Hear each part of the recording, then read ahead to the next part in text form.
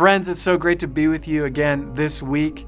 I want to read a scripture to you out of Proverbs chapter 19, verse 17. It says, "Whoever is generous to the poor lends to the Lord, and he will repay him for his deed." And guys, we have an amazing opportunity in the coming weeks to collect food, put together these custom Easter meal boxes that we're going to then give out on March 28th to the community. If you've seen us do this before, we have the drive-through line. We also take food packages, and go and deliver them to places where we know there is need and where we're building relationships in the community. And guys, it is an amazing opportunity.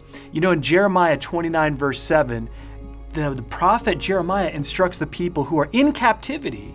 He says to them, "Go out and seek the welfare of the city, for in its welfare is your welfare," or in its well-being is your well-being. And here's what I'm thinking is, as we look at our city, it's full of people. It's full of people who are broken just like us and who have need, who need to be known. Most of all, they need to know that they are loved, that they're cared about. Not only that, that they're seen. That's our opportunity with No Empty Tables on March 28th. We're going to be giving away food.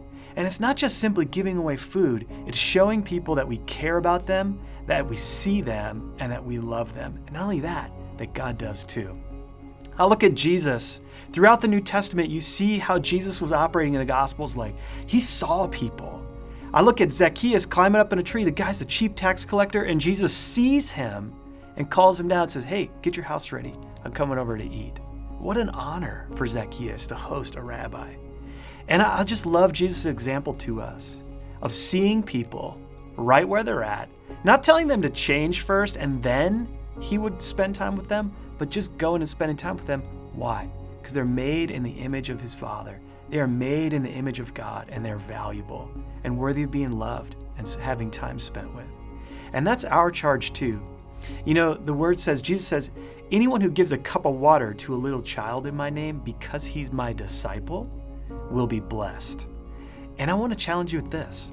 You are Jesus' disciple, which means you can do the things that Jesus did. He set us an example of loving those who are around him, and we get to do the same.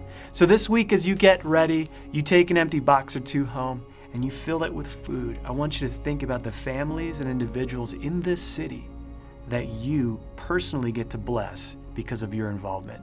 And that is being like Christ. So have fun this week. Enjoy celebrating Jesus as we get closer and closer to Easter and recognizing and remembering the amazing gift he gave to us. And let us imitate him by also being people who are generous and giving to those who are in need. Be blessed this week.